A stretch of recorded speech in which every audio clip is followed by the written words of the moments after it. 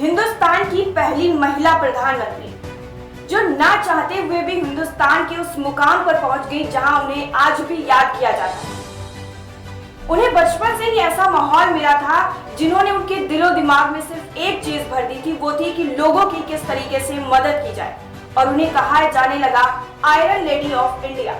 और आज भी हम उन्हें इसी नाम से जानते हैं, जिन्होंने मात्र 17 साल की उम्र में वानर सेना बनाई थी, जिससे लोगों की मदद की जाए जो जरूरतमंद है। आज हम बात करेंगे भारत की पहली महिला प्रधानमंत्री इंदिरा गांधी जी के बारे में, और उनके बारे में बात करने के लिए हमारे स्टूडियो में एक बार फिर से मौजूद हैं कांग्रेस के कार्यकर्ता विनय सिंह जी। सर, बहुत बहुत स्वागत है एक बार फिर से, और बहुत बहुत आपका हाई थैंकफुल हूं मैं कि आप एक बार फिर से समय निकालकर हमारे स्टूडियो में आए। बहुत बहुत धन्यवाद आपका, और यहाँ बुलाने के लिए, और कांग्रेस के जो प्रधानमंत्री रहे हैं उनके विषय में, जो जनता के लिए किए गए कार्यों और उनकी उपलब्धियों के बारे में जनता के सर, आज हमने अभी बताया कि इंदिरा गांधी जी के बारे में आज हम उनकी जो इज्जत है लोगों के दिलों में, जो उनका मुकाम है वो किसी से छुपा नहीं हुआ है। लेकिन फिर भी हम आपसे जानना चाहते हैं उनकी कार्यशैली शुरुआत से लेकर आखिर तक, क्या उनकी कार्यशैली रही, उनके जीवन के बारे में, और राजनीतिक कार्यों में। हालांकि वो राजनीति में नहीं आना चाहती थी, लेकिन फिर भी हिंदुस्तान की पहली महिला प्रधानमंत्री बनी। जी, इंदिरा जी का जन्म 1917 में हुआ था जी। और जैसा कि आप सभी जानते हैं कि पंडित जवाहरलाल नेहरू जी की एकमात्र पुत्री थी जी। और शुरुआत में उनकी पढ़ाई बाहर ही हुई, जैसे नेहरू जी की हुई उसी तरह से विदेश में ही हुई। तो वहाँ से जब शिक्षा करने के बाद जब ये इंडिया वापस आई, तो उस समय जो आंदोलन चल रहा था भारत छोड़ो आंदोलन, तो उसमें उन्होंने सक्रिय रूप से हिस्सा लिया और वानर सेना का 1930 में गठन किया, जिसके माध्यम से वो इतना लोकप्रिय हो गई कि वो जैसे बच्चों की सेना, वानर सेना इसलिए बच्चों की सेना, तो वो हर उस जगह पे अपना मदद करने के लिए पहुंच जाते थे जहाँ पे खासतौर से यंग लोग पुलिस के डर से नहीं जा पाते थे। ये लोग आसानी से उसमें सपोर्ट करते थे, मतलब किसी भी तरीके की अगर मदद की जरूरत है तो वो उनकी मदद करने के लिए पहुंच जाते थे। हाँ, तो इंदिरा गांधी जी, जैसे आप जानते हैं कि रविंद्रनाथ टैगोर जी इनको बहुत ही मानते थे और बहुत ही स्नेह करते थे, तो प्रियदर्शनी नाम दिया। प्रियदर्शनी रविंद्रनाथ टैगोर जी ने ही इनका नाम दिया था। और जब तक ये नेहरू जी प्रधानमंत्री रहे हैं तो तब तक इन्होंने कोई सरकारी पद पे काम वाम नहीं किया। वो खाली वो पिता थे, इसलिए उनकी निजी सपोर्ट, निजी सहायक कह सकती है, मतलब अवैतनिक, मतलब वेतन नहीं, हाँ, उनको खाली सपोर्ट में रहती थी। और उसके बाद में जब नेहरू जी का निधन हुआ तो सबसे पहले लाल बहादुर शास्त्री जी से पूछा गया था, कांग्रेस अध्यक्ष के कामराज जी ने पूछा था कि देश को अगला नेतृत्व कौन अच्छा दे सकता है, तो लाल बहादुर शास्त्री जी ने 2 नाम सुझाए थे, जयप्रकाश नारायण जी का और इंदिरा जी का। जी जी। तो उस समय मोरारजी देसाई, जैसे कि आपने जानती है कि भारत के प्रधानमंत्री भी रहे, तो वो इन दोनों को नापसंद करते थे। मतलब न जेपी साहब को पसंद करते थे, न इंदिरा जी को पसंद करते थे। वो चाहते थे इनमें से कोई भी ना बने, खुद बनना चाहते थे, सीधी सी बात समझिए, वो खुद बनना चाहते थे। तो फिर इन्होंने क्या किया कि कामराज जी, वो इंदिरा जी से पूछा, तो इन्होंने कहा कि मुझे प्रधानमंत्री नहीं बनना है। लाल बहादुर शास्त्री जी इनके पास गए, बोले कि, तो बोला मुझे प्रधानमंत्री नहीं बनना है, और किसी को देख लीजिए, आप अपना सोचिए। तो फिर उसके बाद में आप सभी जानते हैं कि लाल बहादुर शास्त्री जी प्रधानमंत्री बने, और 18 महीने का छोटा सा कार्यकाल रहा, एक ऐतिहासिक कार्यकाल उन्होंने दिया और हिंदुस्तान के जनमानस पे अपनी अमिट छाप छोड़ी। उसके बाद में जब फिर वही 18 महीने बाद कांग्रेस अध्यक्ष के पास वही फिर जिम्मेदारी आ गई कि फिर अगला कौन, तो अब फिर वहीं पे वही नाम घूमने लगे। तो उसमें क्या हुआ कि फिर इलेक्शन हुआ, और इसमें मोरारजी देसाई और कांग्रेस, जबकि जो कांग्रेस वर्किंग कमेटी खासतौर से वर्किंग का एक आइडिया, एक तरीका रहा है कि ये चुनाव न होने पाए, एक सर्वसम्मति बन जाए। सबकी सम्मति हाँ, से एक को हाँ, चुन लिया जी, जाए जी, और जी, फिर जी, सबके जी, लिए जी, वही जी। काम करे। तो सहमति जब भाई मान लीजिए एक भाई कहता नहीं बंटवारा करना तो मजबूरी हो जाता, तो फिर वो वोटिंग हुआ।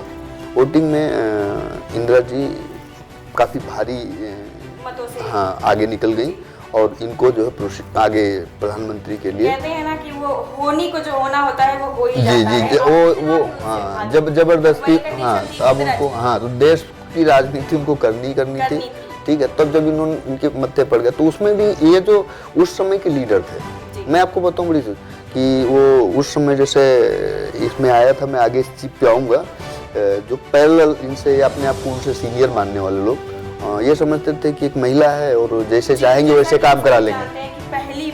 भारत की पहली महिला प्रधानमंत्री। हाँ, जी, जी। और मुझे नहीं लगता कि उस वक्त ऐसी मानसिकता थी लोगों की कि एक महिला के अंडर किस तरीके से काम करेंगे, मतलब खुद हाँ को वो हीनता वो वो महसूस वो एक करना। तरीका था, मैं बताऊँ वो सोचा था कि जैसे चाहेंगे वैसे काम करा लेंगे, बिल्कुल। जैसे हम कुछ कहेंगे तो हो वो कर जाएगा। लेंगी। तो लेकिन ये चीज़ उनको स्वीकार नहीं थी, क्योंकि मैं बताऊँ आपको, जब पहली बार उनको शपथ ग्रहण लिया था तो महात्मा बुद्ध के सामने लिया था, तो उसमें एक वर्ड आया था कि निर्भीक रहो। निर्भीक रहो मतलब एक तरीका होता है कि हमको गलत नहीं करना है, गलत के खिलाफ हमेशा खड़े रहना है। निर्भीक मतलब हाँ, बिना डरे हमें हाँ, खड़े रहना है, सच खड़े के रहना, साथ। सच के साथ खड़े रहना। तो फिर उसमें हमने देखा कि जब ये इस तरह से हुआ, तो जो इनके साथ में, जैसे आप अभी बात किया जयप्रकाश नारायण जी की और मोरारजी देसाई की, तो अब ये क्या हुआ, जैसे आप प्रधानमंत्री हैं तो आपकी बात नहीं मानना है, जी। तो अपना काम करना, जैसे हमको जनता की सेवा करना है, कि अब फर्जी इधर उधर करना, तो अब ये इनके विरोध में, अब वो ताना बाना बुना जाने लगा। तो फिर उसमें चाहे वो, हाँ चाहे जनसंघ हो गया, कांग्रेस के ही कुछ लोग, तो मतलब एक तरीके से कह सकते हैं ना कि बहुत ही दिक्कत उठा करके उनको संघर्ष, एक महिला के लिए, जैसे आज बराबरी की बात की जाती है, उस जमाने में सोचिए कि एक महिला के लिए और पुरुष प्रधान समाज में अपने आप को स्थापित करना, और वो भी स्ट्रांगली और इस मुकाम पे, जी, प्रधानमंत्री के पद पर। मैं बताऊं ना कि वो एक विपक्ष का एक पूरा एक जैसे सिंडिकेट था, तो एक तरीके से पड़ा हुआ था कि किसी तरह से इनको हटाओ, कोई भी आओ। मैं अभी इसको आऊंगा आगे, हटी भी भाई, जब अपने कार्यकाल के दौरान थोड़ा सा 2-2.5 साल के लिए हटी नहीं, वो इमरजेंसी के बाद का, ठीक है, लेकिन जिन लोगों के हाथ में सत्ता आई, उनको सत्ता पता ही नहीं कैसे चलती है, और आखिर में आपस में लड़ करके और देश का भी काफी नुकसान किया उस पीरियड में। तो इंदिरा जी का एक व्यक्तित्व ऐसा था, मैं बताऊं आपको, कि पूरी दुनिया के लगभग ज्यादातर देशों में टहली हुई थी, सब उनकी संस्कृति, उनकी टेक्नोलॉजी, विदेश की नीतियां, सारी चीजों से भली भांति परिचित। हाँ तो मैं बताऊं कि ये इंदिरा जी का एक ऐसा निडर स्वभाव था, और बड़ा सोच समझ करके, जब कुछ देश इतने अभी जब उनके और चीज़ों में देखेंगे, तो कोई भी प्रधानमंत्री उनके आसपास भी नहीं ठहरता है उनके लिए गए निर्णयों में। और जो चीज़ें हैं, तो अगर तार्किक रूप से देखा जाए, उनको अगर ठीक ठाक तरीके से देखा जाए, तो आजकल लोग कुछ भी कहते हैं, एक महिला होकर के 1942 में जेल भी गई, काहे के लिए? आज़ादी के आंदोलन के लिए, ठीक है। और जब 1942 में वो जेल गई थी, उस समय आरएसएस वाले कह रहे थे कि भैया हमको सिविल गार्ड में भर्ती कराओ ताकि हम आपके प्रोटेक्शन में खड़े रहें, अंग्रेजों से कह रहे थे। तो आवाज़ उनकी मतलब आज बुराई की जाती है। उन्हीं के एक प्रधानमंत्री थे, तो न भूतो न भविष्यतो, दुर्गा का स्वरूप है, इंदिरा जी को कहते थे, ठीक है। इतना प्रभावित है, आज उनके अंदर वो ढूंढा जा रहा है, उनकी शहादत का अपमान किया जा रहा है, ठीक है। तो सर मैं अब यहाँ पे जानना चाहूंगी कि शास्त्री जी की मौत के बाद जी, जब ये कशमकश पैदा हुई कि आखिर अब कौन बने प्रधानमंत्री, कौन बने, एक बार फिर से वही कशमकश आ गई जो पहले हुई थी। लेकिन उस वक्त तो सॉल्व हो गई थी, लेकिन इस बार थी। तो प्रधानमंत्री जब वो बनी, तो उसके बाद जो भी साजिशें, जैसा अभी हमने जिक्र किया कि साजिशें भी होने लगी, लेकिन उसके अलावा भी बहुत सारी चुनौतियां उनके सामने आई। प्रधानमंत्री के बाद जैसे मानसिकता को भेदना हुआ, फिर भी वो डटी रही और प्रधानमंत्री का इतना अच्छा जो जीता जागता हमारे सामने उदाहरण है, आज हम उस पर बात कर रहे हैं, उनके कार्यकाल पे बात कर रहे हैं। तो क्या चुनौतियां थी उनके सामने उस वक्त? देखिए, हकीकत में आपको बताएं कि इंदिरा जी जब आई तो उस समय देश में अनाज का बहुत बड़ा संकट था जी।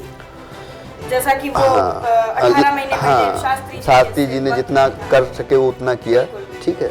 तो अनाज को लेके बहुत बड़ा संकट था। तो मैं बताऊं कि एक तरीके से कह सकता हूं, चाहे विदेशी मुद्दे पे हो, चाहे आंतरिक मुद्दे पे हो, चाहे राजनीतिक मुद्दे पे हो, हर जगह उनको संघर्ष करना पड़ा। अब आते हैं आंतरिक मुद्दे से।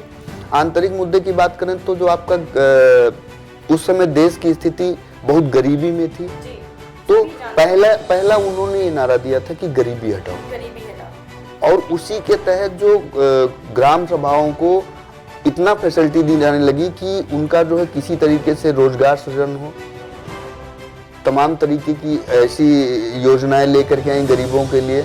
और कृषि सुधार, मतलब कृषि में ऐसे ऐसे बदलाव किए कि जैसे कि मान के चलिए कि इंदिरा जी के कार्यकाल में ही एक ऐसी व्यवस्था आ गई थी कि फिर उसके बाद देश को एक अन्न की क्रांति नहीं करनी पड़ी, मतलब अन्न फिर नहीं कम पड़ा। ऐसी व्यवस्था में अन्न की बात करें। विदेशी मुद्दे पे बात करेंगे तो उस समय आप देखती होंगी कि जो पाकिस्तान है वो पूर्वी पाकिस्तान और पश्चिमी पाकिस्तान, वो दो हुआ करते। तो बांग्लादेश जो है उसमें पाकिस्तान ही था, तो उसको भी हटाना था और सफलतापूर्वक उन्होंने हटाया। 93,000 सैनिकों का सरेंडर करवा दिया था पाकिस्तान की इंदिरा जी ने, ठीक है, और पूरे बांग्लादेश को आजाद कर।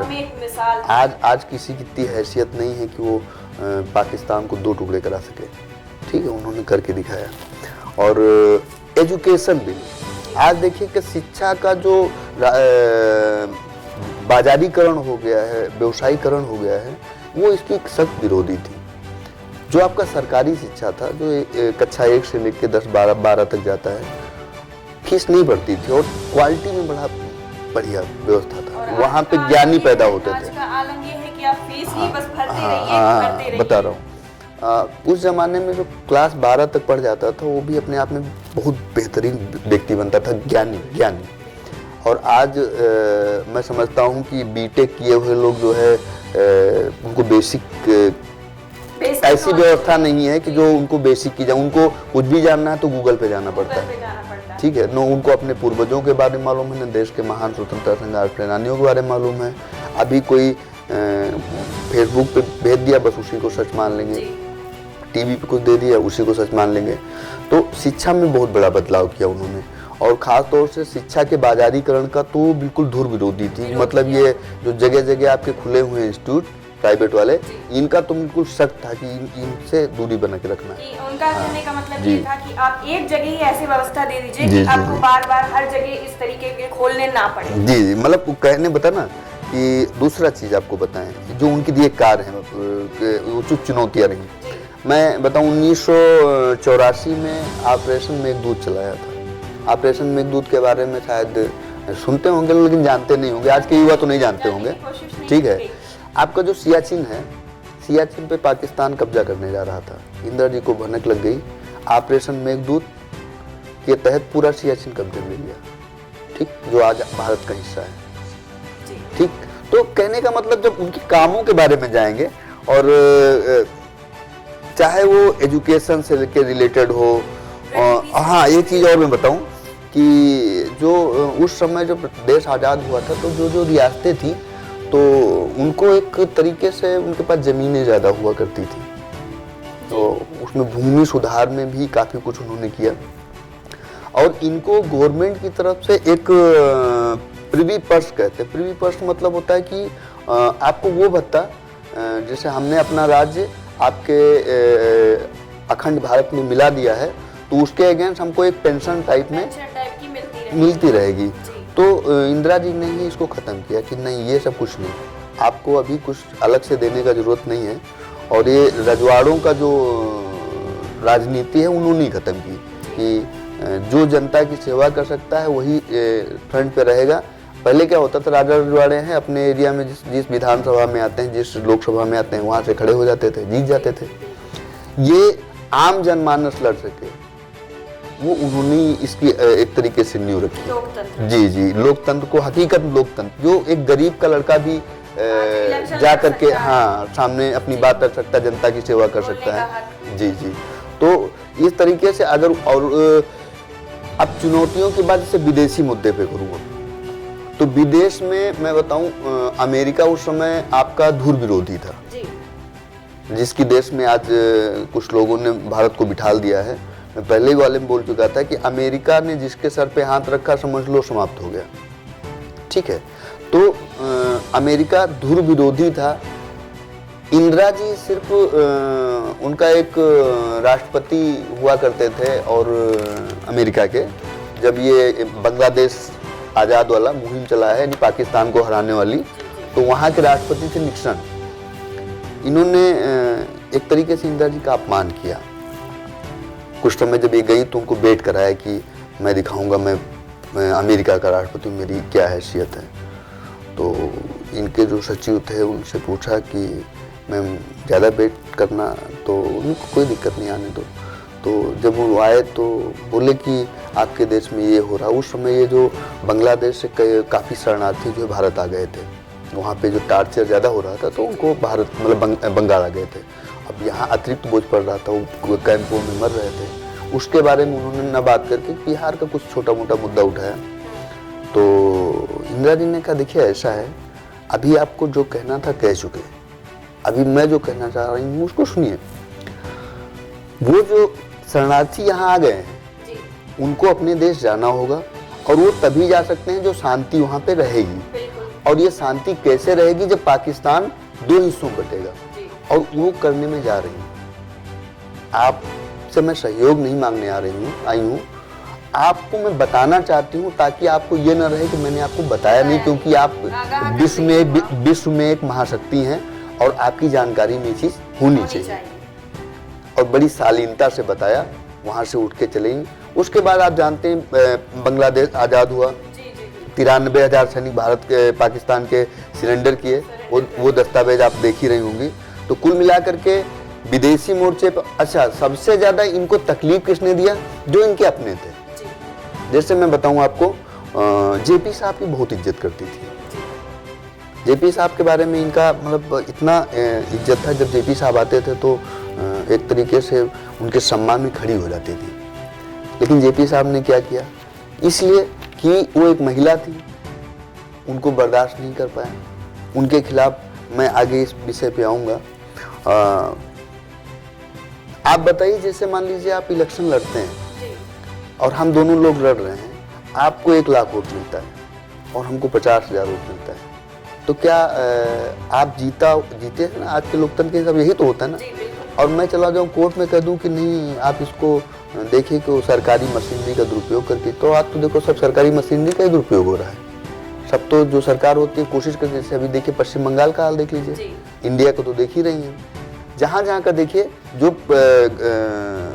सिटिंग गवर्नमेंट होती है तो उसका तो कोशिश होता है, तो उन्होंने तो पता नहीं कोशिश की नहीं, कि मैं छोटा सा कार्यकर्ता हूँ, मैंने तो खाली ये कहा, तो उसको चैलेंज कर दिया जा करके इलाहाबाद हाई कोर्ट में कि नहीं, ये गलत तरीके से जीते।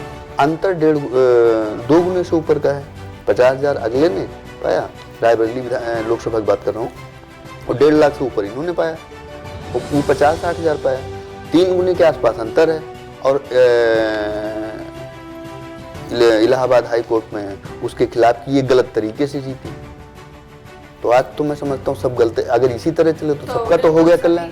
ठीक है, तो जो यहाँ पे अपने लोग थे, वो उस दिन से ही उनको अंडर एस्टिमेट करने लगे थे कि एक लेडीज कैसे, वही मैंने शुरुआत में ही कहा था कि एक मानसिकता मैं इवन बताऊं कि इंदिरा जी के लिए सबसे ज़्यादा सपोर्टिंग में या कह सकते हैं ऑप्शन नहीं थे, और या जो भी कहिए, लेकिन इंदिरा जी के फेवर में के कामराज जी ने बहुत कुछ किया और उनको ज़बरदस्ती प्रधानमंत्री बनवाया।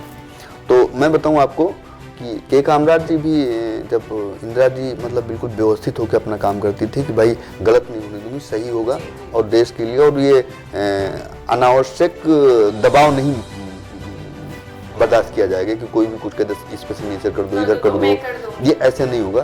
तो वहाँ पे उन्होंने एक टिप्पणी की हुई है कि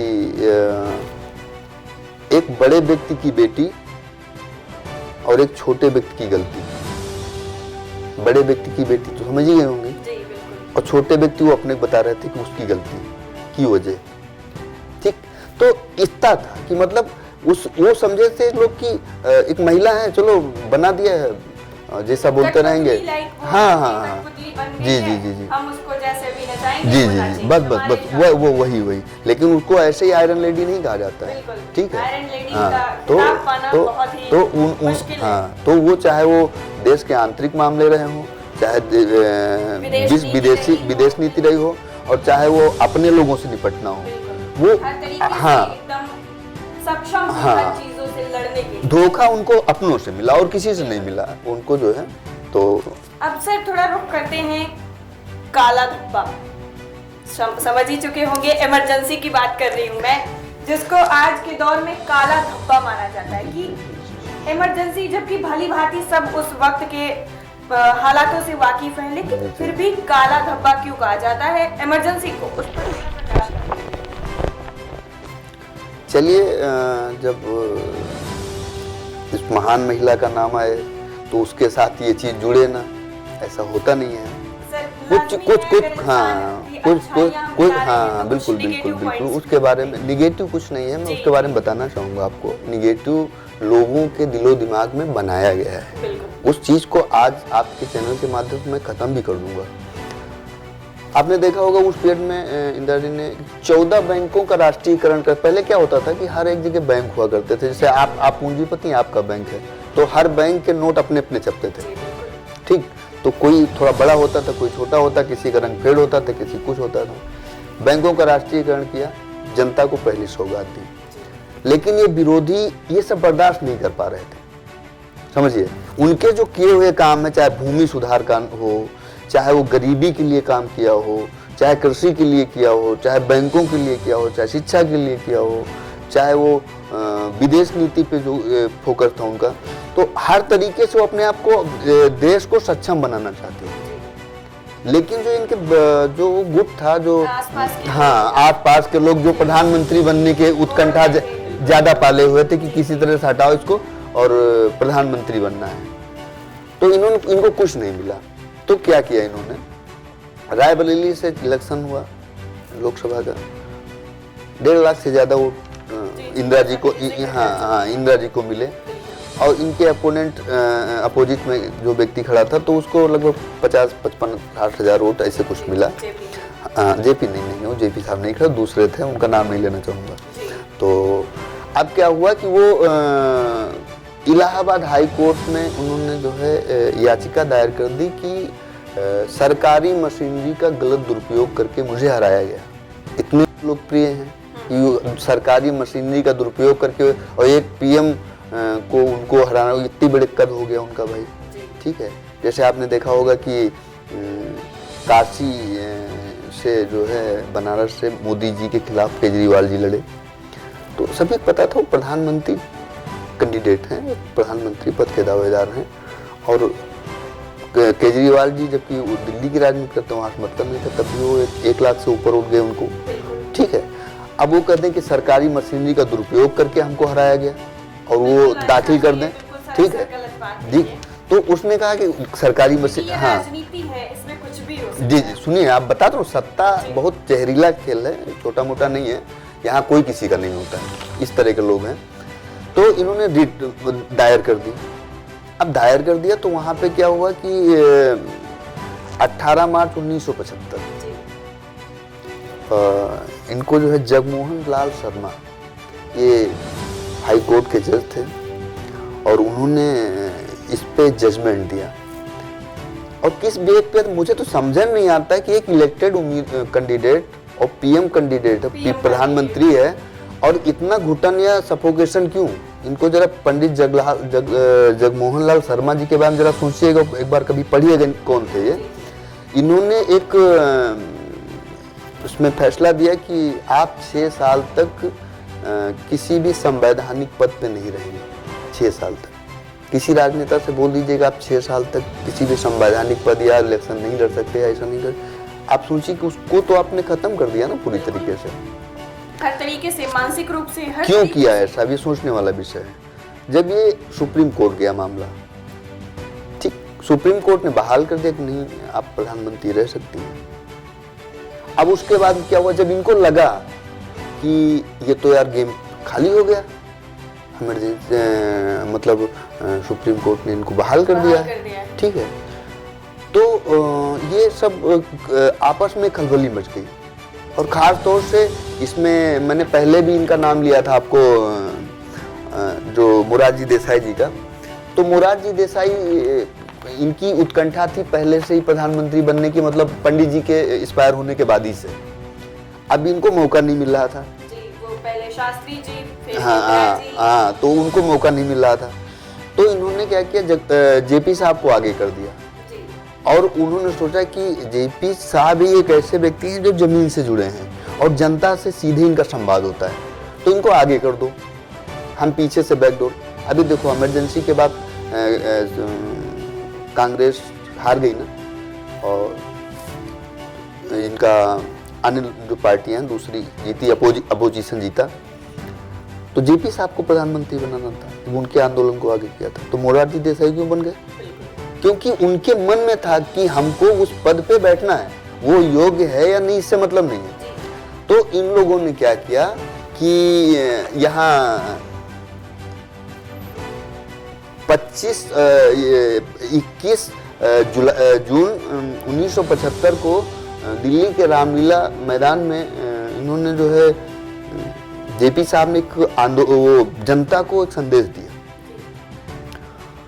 और वो ऐसे बोले कि जो भी सरकारी मशीनरी में लगे हुए लोग हैं, चाहे वो पैरामिलिट्री फोर्स हो, चाहे फिर सीमा पे खड़ा जवान हो, चाहे पुलिस वाला हो या सरकारी कर्मचारी, उन्होंने एक ऐसा संदेश, जैसे अंग्रेज वो पाकिस्तान नहीं होता कि सेना का राज चलता है, तो उस तरह से कि डेमोक्रेसी को डैमेज करने के लिए, ठीक है, लोकतंत्र को खत्म करने के लिए ये बयान जारी कर दिया। भरी सभा से रिकॉर्डेड है, कभी भी कोई लड़का या कोई भी व्यक्ति जाकर के यूट्यूब पे और कहीं भी सर्च कर सकता है जेपी साहब का वो भाषण जो रामलीला ग्राउंड में उन्होंने 12 जून 1965 को दिया, 75 को दिया था, वो उसमें देख सकता है। तो उन्होंने क्या किया कि कहा कि सरकार आपको आदेश करती है, तो आप सरकार का वही आदेश मानिए जिसमें आपकी अंतरात्मा कहती है। अब भाई मान लीजिए बॉर्डर पे में आपका जो अधिकारी आदेश दे रहा है कि यार शूट करो, तो आपका अंतरात्मा कह रहा है नहीं भाई हमको नहीं शूट करना है, तब तो बड़ा दिक्कत हो जाएगा। अभी आपका करने का आप अंदर से गवाही नहीं, गवाही आप गवाही क्या करोगे, कुछ सोच रहे हो हमारी बीबी घर पे बैठी होगी, हम उसका देखें कि यहाँ से लड़ाई करने चले, ठीक है, या कोई अधिकारी आपको आदेश दे रहा है कि आपको ये करना, आप कह रहे हैं सर हमारी अंतरात्मा गवाही नहीं कर रही है। तो एक तरीके से उन्होंने इस देश में विद्रोह करने की स्थिति, मतलब जनता में एक, और ये कहा भी कि असहयोग, भाई आप जनता से कह सकते हो असहयोग करो, जनता से आप कह सकते हैं, लेकिन सरकारी मशीनरी थोड़ी कह सकते हैं, आप पुलिस वाले थोड़ी कह सकते हैं, दरोगा थोड़ी कह सकते हैं, सीमा पकड़े हुए सैनिक से थोड़ी कह सकते हैं कि असहयोग करो, लौटाओ घर, ठीक है। तो इन्होंने ऐसा किया कि एक देश में अफरा तफरी का माहौल हो जाए, मतलब सरकार अस्थिर हो जाए, दंगे होने लगे और पुलिस वाले आपस में नेताओं को डिस्टर्ब करें, इस तरह का वातावरण बनाने का पूरा प्रयास किया गया। अब वहाँ पे मैं फिर आऊँगा अब आई इमरजेंसी की बात, जो कि 25 जून 1975 को लागू हुई, ठीक। इंदिरा जी ने जो स्पीच दिया उसमें वो 2 शब्द कहे कि राष्ट्रपति जी ने आपातकाल की घोषणा की है, जनता को पैनिक होने का जरूरत नहीं है, सिर्फ इतना कहा। इस स्क्रिप्ट के पीछे कौन था? इस स्क्रिप्ट के पीछे संजय गांधी जी थे, ठीक। संजय गांधी सब लोग पढ़ेंगे, लोग यूट्यूब पे लेकर के पेपर में पढ़िए, किताबों में लिखा हुआ। संजय गांधी का एक तरीके से काफ़ी कुछ कंट्रोल है, जैसे मान लीजिए आज एक लीडर के बाद दूसरे लीडर का काफ़ी कुछ कंट्रोल है, तो उसी तरह से वो भी होता है, तो उनका कंट्रोल था काफ़ी कुछ। तो इमरजेंसी उन्होंने समझाया कि इमरजेंसी इस समय इन उपद्रवियों को रोकने का यही रास्ता है, उनके शब्दों में ये कह सकते हैं। इंदिरा जी चाहती थी कि इस्तीफा दे दें, उनके दिमाग में था, उन्होंने कह दिया था कि इस्तीफा दो, खत्म करो राजनीति, और जिसको करना है करे। अभी लोग नहीं चाहते हैं तो क्या करें, लेकिन उन्होंने ये चीज नहीं मानी। इमरजेंसी का पूरा दोष इंदिरा जी पे ले आए। कोई नहीं बताता कि इंदिरा जी चाहती थी कि मैं इस्तीफा दे दूं। कोई राजनीतिक पार्टी बताती है? नहीं बताती, खाली आलोचना करती है। गलती किसकी थी? संजय जी की थी। संजय जी का परिवार आज कहाँ है? मेनका गांधी कहाँ है? वरुण गांधी कहाँ है? उनका पालन पोषण कहाँ हो रहा है? केंद्रीय मंत्री हैं आपकी सरकार में, हम सबके सामने है सारी। ठीक है, तो अनावश्यक बात क्यों कर रहे हैं? फिर आपको तो हम जानते हैं ना कि आप उस विचारधारा की हो। वरुण जी के बारे में देखिए, आप क्या भाषण दिए थे कि हाथ काट देंगे, सर काट देंगे, पैर काट देंगे। आपने सुना होगा इस चीज को, और आपके साथ में है वो उग्र विचारधारा का पहले से वो समर्थक थे। ठीक, तो कहने का मतलब ये हो गया कि आप उस व्यक्ति की महान, जिसने एक महिला होकर के उस दौर में, जब महिला होना एक तरीके से एक अपराध माना जाता था, और उस दौरान इस देश को इतना सशक्त किया, निक्सन के सामने बैठ करके बोल सकती है कि मैं वो करने जा रही हूँ, मैंने आपको इन्फॉर्म करना उचित समझा, बस। ठीक है, से आज्ञा लेने नहीं आई हूं, मैं सिर्फ आपको हाँ, बताने तो पाकिस्तान को धूल चटा दिया। ठीक, बेरोजगारी से लेकर के और शिक्षा से लेकर के, और आपका जो इंडस्ट्री के क्षेत्र में हो गया भारी बदलाव, टेक्नोलॉजी के क्षेत्र में कितना बदलाव किया। ठीक, अब आप उसको आज बुरा कहो, तो ऐसा तो नहीं हो सकता कि आप एक की गलती की सजा दूसरे को दें, ये उचित नहीं है। और बाकी इंदिरा जी के बारे में किसी को अगर ज़्यादा पढ़ना है तो उनको बायोग्राफी पढ़िए, उनको समझिए कि क्या चीज़ थी। भुवनेश्वर की मीटिंग में उन्होंने कहा जनसभा में कि मेरे खून का एक एक कतरा इस देश को अखंड रखेगा, मजबूत रखेगा और आगे बढ़ने की दिशा में काम करेगा जब तक जीवित हूं। तो वो कौन कह सकता है?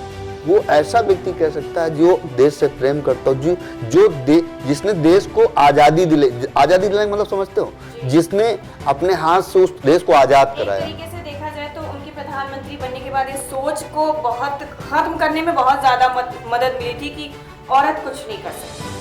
आज जो लोग उनको क्रिटिसाइज कर रहे हैं उनसे पूछना चाहिए कि महिला बराबरी की बात करते हैं आप, उनको सोचना चाहिए, और किन महिलाओं की बराबरी की बात करते हैं ये किसी को गिरेबान पे झांक करके देखना चाहिए, जिनके ऊपर। देखिए, मेरा कहने का मतलब आप किसी की बुराई करिए, लेकिन अगर उसने अच्छा किया तो अच्छा ही बात करिए। अगर कहीं आप अच्छे हैं तो वो भी रखिए जी। अगर आपको खाली देखिए, ये तो वही वाली बात हो गई है कि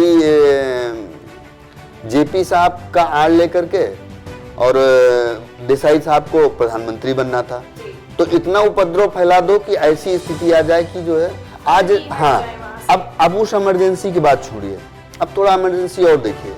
नोटबंदी हुई थी, किसी को पता था? सरकार में पूरे देश अघोषित जो नोटबंदी हुआ, इमरजेंसी कैसा माहौल होता आप समझ रहे हैं? आपका पैसा आपके पास है, निकाल नहीं सकते हैं, आपका मूल अधिकार है, आपका जो धन है वो आप ले सकते हैं, क्या ले पाए? ठीक है, उन्होंने बताया कि 2000 मिलेगा, तो 2000 मिला।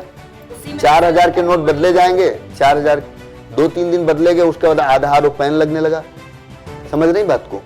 तो आपका ही पैसा है, आपने कहीं, अभी मैं बता दूं, मैंने पिछले वाले में बोला था कि मेरे मित्र 10-5 हजार रुपये उनकी मम्मी कहीं उसमें डाल दिया था। आप बताइए उस महिला का क्या दोष था? अगर वो 10,000 रुपये उस जमाने करेंसी कहीं रख दी गलती से, तो गवर्नमेंट ने बंद किया, आप नहीं लेंगे। क्यों नहीं लोगे भाई? कोई काला धन हो, पैसा हो, आप वो उस पर लिखा है ना कि मैं धारक को इतना रुपया अदा करने का वचन देता हूँ, तो वचन किसने लिखा था? गवर्नर का था। गवर्नर कौन है? गवर्नमेंट ऑफ इंडिया का व्यक्ति है। तो आप कह रहे हैं अब वो नहीं लेंगे। क्यों नहीं लेंगे? आपने कह दिया कि ये लॉकडाउन लगा दिया, अभी जनता कर्फ्यू होता है रात में 12 बजे, फिर आप बोल देते हैं भाइयों बहनों और 21 दिन तक फुल लॉकडाउन। ये क्या है? ये कौन सी इमरजेंसी? वहाँ तो 2-4 नेता पकड़े गए थे, उनको रोका गया था, उनको जेल, तो मतलब कोई ऐसा तो है नहीं फांसी चढ़ा दिया गया था, उनको जेल में रखा गया था, पढ़ने लिखने की व्यवस्था, भाई उनका उपद्रव कम किया जा सके। देश ऐसी स्थिति में था जहाँ पे नाजुक मोड़ पे था, एक तरफ पाकिस्तान नुकसान कर रहा था, दूसरी तरफ अमेरिका का दिक्कत, तीसरी तरफ अंदर से खाद्यान्न से लेकर तमाम प्रकार की दिक्कत। अब उसी में तुम भी खड़े हो झंडा लेके, नहीं हम हटो, तुम प्रधानमंत्री हम बनेंगे।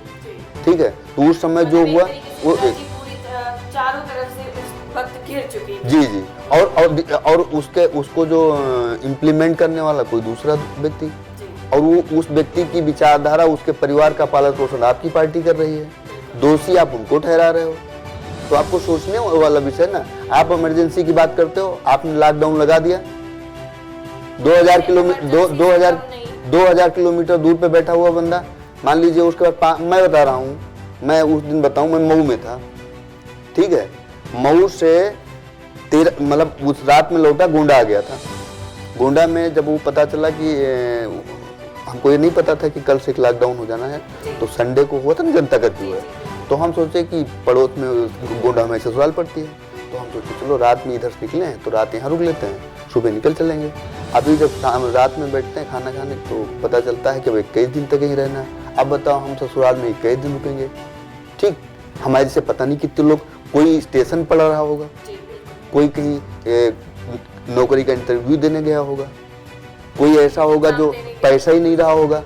अब जहाँ का तहाँ आपने रोक दिया इमरजेंसी। आप अपनी बात पे को कैसा इमरजेंसी जाते हो? एक तरफ मैं पिछले वाले में बोला था कि एक वो आया था ना जो मुस्लिमों का एक संगठन था दिल्ली में, क्या उसको बोले थे कि भाग गए हैं वो और वो कोरोना फैला रहे हैं, जमात, हाँ, नाम नहीं लेना चाह रहे थे आपने। आप क्या करते हैं, आपके अधिकारी जाते हैं, कहते हैं खाली कर दो इसको, नहीं तो कमांडो कार्रवाई हो जाएगी। जब बेचारे भाग भाग गलियों में कहीं इधर उधर छुपते हैं तो कहते भाग गए, कोरोना फैला रहे हैं।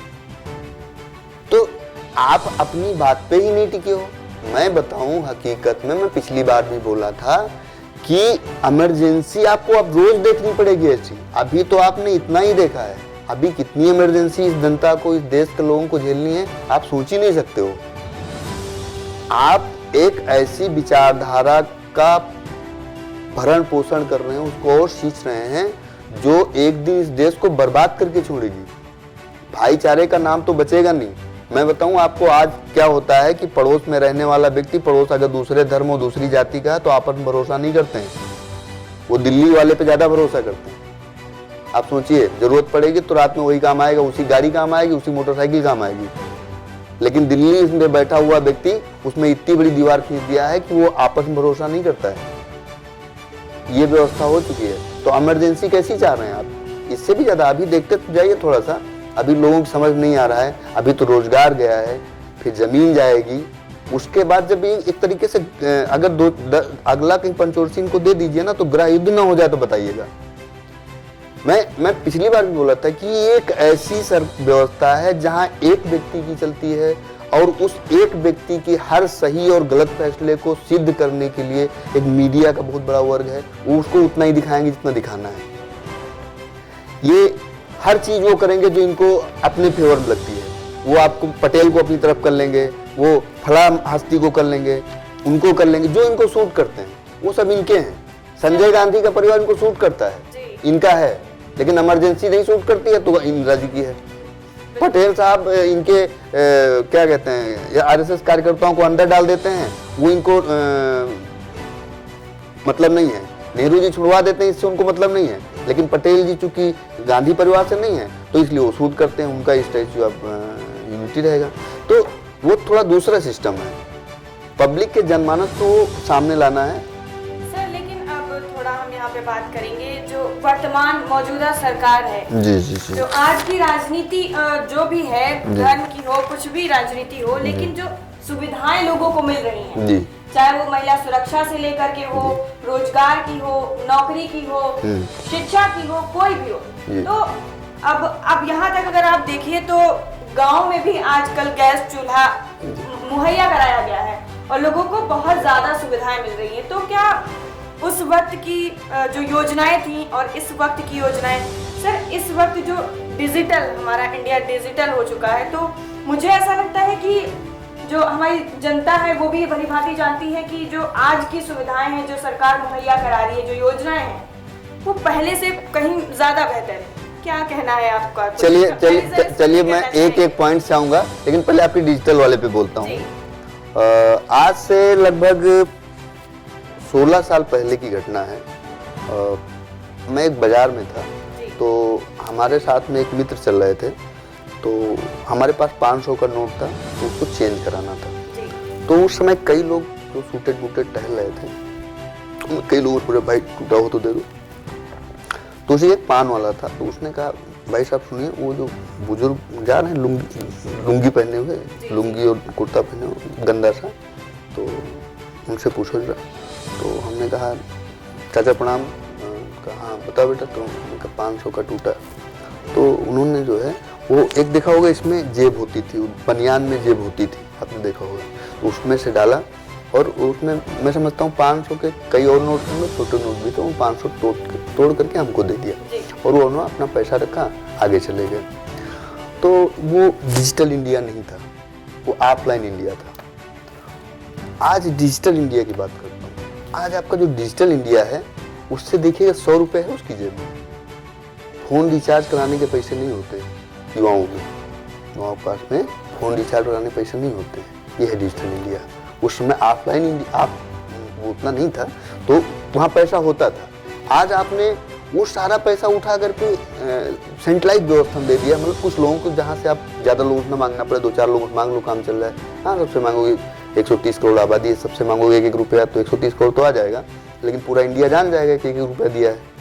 अभी 4-5 लोगों से जिनको मदद करना है, 10-20-50 लोगों को, तो उनको अकेले बुलाएंगे, मीटिंग करेंगे तो हो जाएगा काम।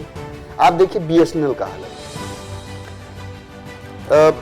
जितनी IT ये कंपनियां हैं टेलीकॉम सेक्टर की, आपने देखा होगा कि लगभग सब 4G चल रही है ना, और मैं समझता हूँ कि और अपग्रेड होने वाली, थोड़ा सा 1 पॉइंट और बढ़ने वाली है, ठीक है।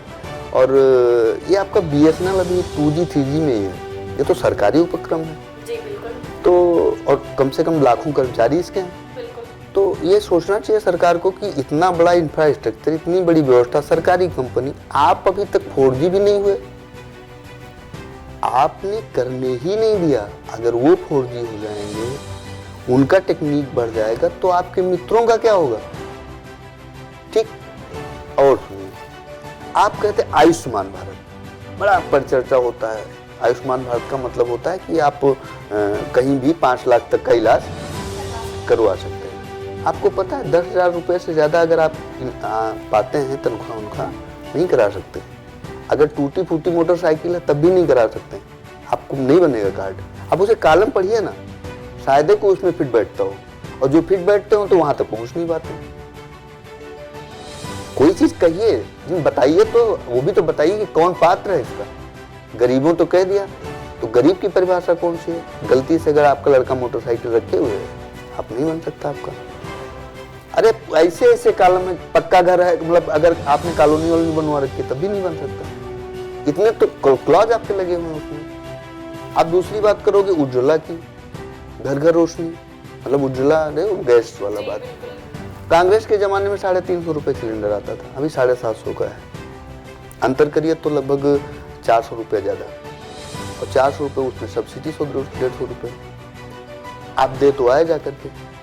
आप नरेगा मनरेगा का जो रोजगार था वो भी छीन लिया। अब वो गांव की महिलाएं जो उनके पति देव चले जाते थे, कुछ नहीं है 100-200 रुपये जो कमा के लाते थे दिन में, मतलब वो बाद में खाते माता, लेकिन आता तो था, तो कम से कम गैस भरवा सकते थे।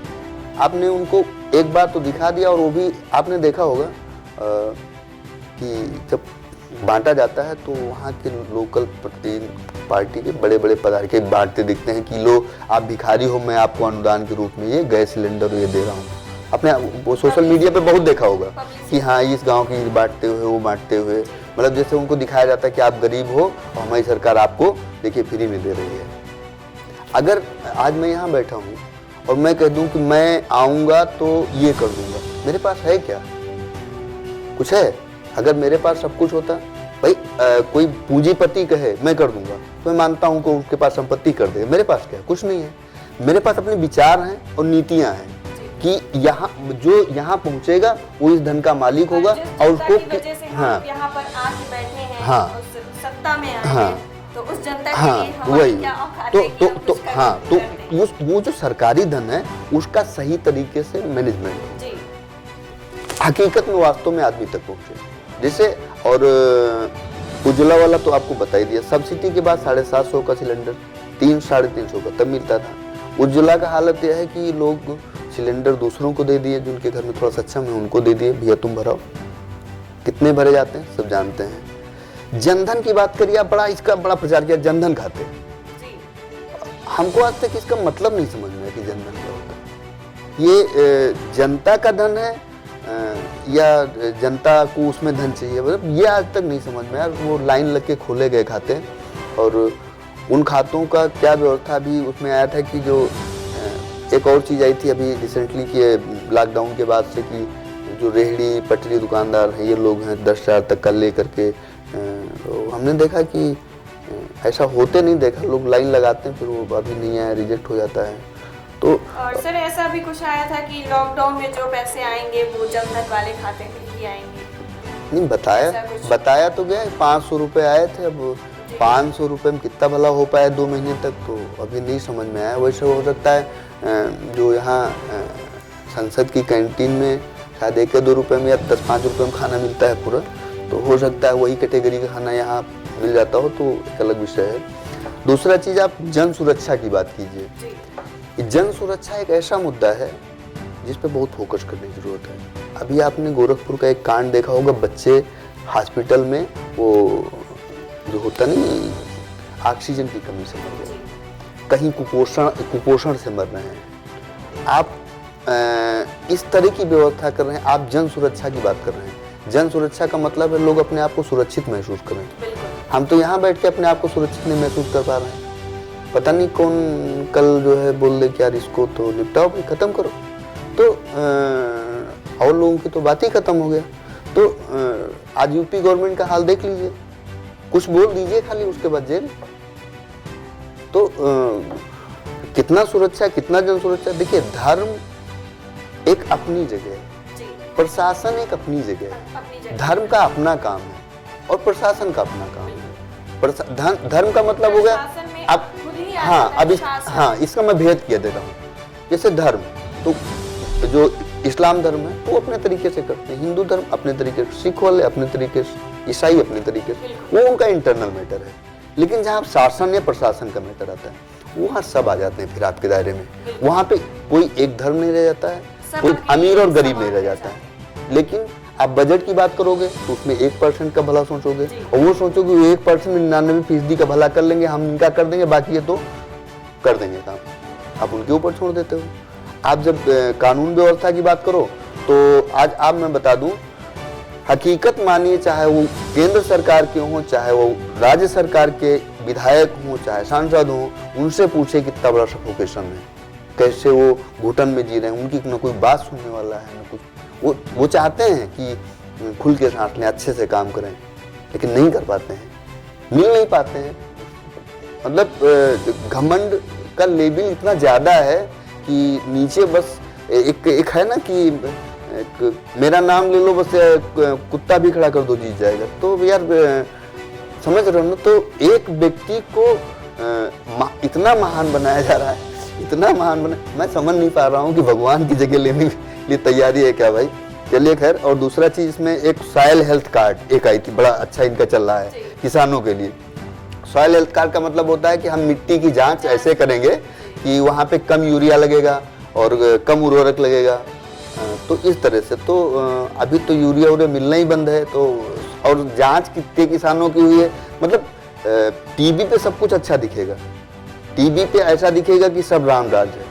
अभी आप देखिए, एक सीतापुर के विधायक थे, बहुत पहले की बात है, तो उनसे पूछा गया कि सर आपके यहाँ, नहीं भैया, उन्होंने बताया हम ताली वाली खूब बजवाएं, कोरोना इधर है नहीं, टेंशन ना लीजिए, कहीं और कोई टेंशन हो तो बताइए। कहीं नहीं, सब राम राज है भैया, कोई दिक्कत नहीं है, सब तरफ हरियाली है और बिल्कुल हरा भरा माहौल है, आप बस बता दीजिए कि उनकी कृपा दृष्टि बनी रहे, यहाँ सब कुशल है।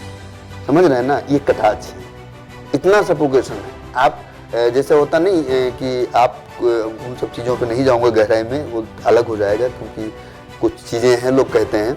दूसरा चीज़ है इनका ब्रॉडबैंड नेटवर्क होगा, कितने गांवों तक पहुंचा है। बिजली का हाल, हाँ जैसे इलेक्ट्रिसिटी की बात करें, बड़ा छोटा सा मुद्दा है, लेकिन इलेक्ट्रिसिटी तो मुझे ऐसा लगता है, या जनता जितना समझ पा रही है, जनता तक जहाँ तक जाने की उम्मीद तक नहीं थी बिजली की, वहाँ तक बिजली। हाँ बिल्कुल, उसी पे आ रहा हूँ भाई, बिल्कुल। आप समझिए, मैं अपनी बात करूँ, पहले हमारे घर में 2 कमरे थे, 2 कमरे में 1, 2, 3 और जो आगे आगे हमारे घर के छप्पर रखा हुआ है, तो छप्पर में टांग के एक बल्ब टांगते थे।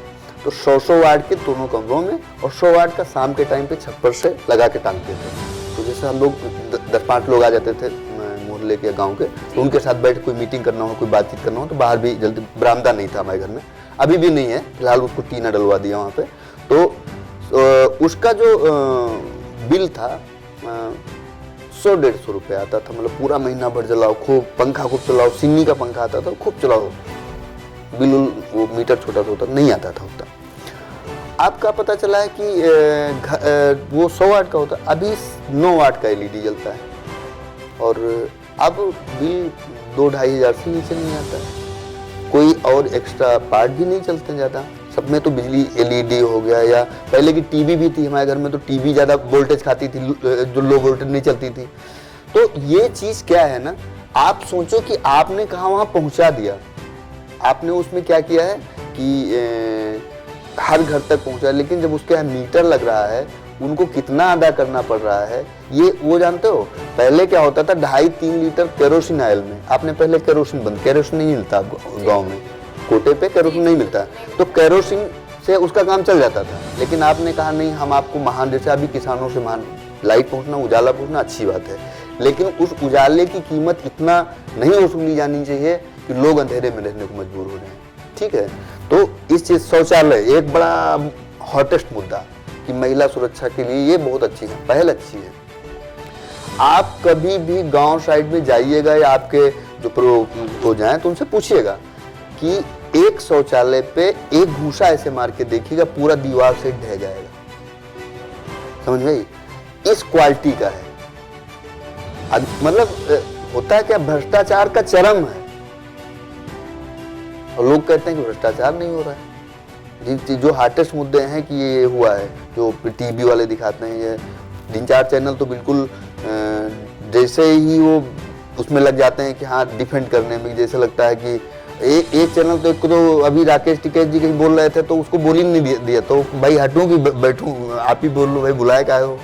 ठीक है, तो इस तरह से अब हाँ, make in India, local vocal, ठीक है भाई, लोकल होना चाहिए और इंडिपेंडेंट होना बहुत अच्छी चीज़ है, लेकिन इंडिपेंडेंसी लाल बहादुर शास्त्री जी जैसी होनी चाहिए कि अगर मैं भूखा रह सकता हूँ, मेरा परिवार भूखा रह सकता, तब मैं देश को भूखा रहने की सलाह दूँ।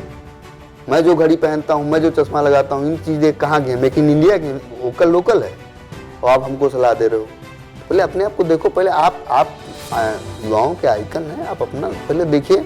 उन्होंने कहा ना, पहले हमारे घर के बच्चे भूखे सोए, देखें हमारे सो जाते हैं तो देश के गरीबों को सुनाएं नहीं, पहले ये रोने लगेंगे तो उनको सुना दें। आप तो विदाउट एक्सपेरिमेंट ही कोई भी इंजेक्शन लगा देते हैं कि चलो आज नोट बंद हो गया, आज GST लागू हो गया, आज लॉकडाउन हो गया, छोटे छोटे फैसले, तो कोई NRC लागू हो गया, CAA हो जाएगा और 3 तलाक हो जाएगा। अभी एक देखिए क्या है, हज सब्सिडी। हज सब्सिडी में मैंने सुना कि वो देखिए, ये अच्छा बात है, कहा जाता है कि इस्लाम में हज अपने पैसे से करो, लेकिन बहुत ऐसे लोग भी होते हैं, जैसे हमारे हिंदू धर्म में कहते हैं गया करने जाते हैं, वो एक तरीके से हज ही होता है। तो गया करने वाला क्या करता है, पूरे मोहल्ले में रिश्तेदारों में जाता है, तो हर आदमी उसको 100, 200, 500, 10 रुपये, 5 रुपये देता है, ताकि हमारा भी उसमें हिस्सा रहे और ये व्यक्ति सक्षम नहीं है तो पहुँच जाए।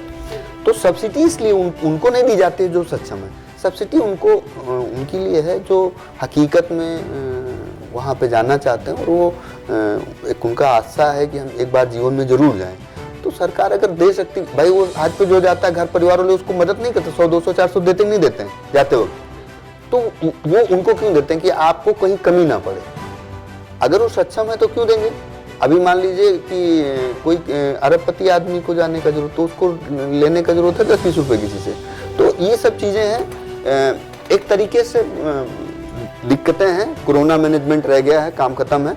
तो कोरोना मैनेजमेंट हमने तो देखा है इतना बेहतरीन हो गया है कि अर्थव्यवस्था कहाँ से कहाँ चली गई, बेरोजगारी कहाँ से कहाँ चली गई, और पता नहीं आगे क्या होने वाला है और कितनी जल्दी व्यवस्था हटेगी। कुछ और पूछना हो तो पूछ लीजिए। बहुत धन्यवाद आपका। और मैं युवाओं से इतना कहूँगा भाई कि थोड़ा सा आंखें खोलिए, यूट्यूब और गूगल से बाहर निकल करके कुछ लोगों की उसमें जाइए और देखिए कि हकीकत है क्या। ठीक है। और फैसला आप लोग युवा हैं, देश आपका है, जितनी जिम्मेदारी उनकी है, जितनी हमारी है उतनी आपकी है। तो किसी पे उड़ाइए नहीं जिम्मेदारी, आगे बढ़िए और सच का साथ दीजिए और सच के साथ रहिए। आज जैसा हमने बात करी भारत की अर्थव्यवस्था से लेकर कोरोना काल और भारत की पहली प्रधानमंत्री iron lady of India Indira Gandhi ji के बारे में, जल्द ही आपके सामने एक नए मुद्दे को लेकर हम फिर से हाजिर होंगे। बने रहिए मेरे साथ और देखते रहिए।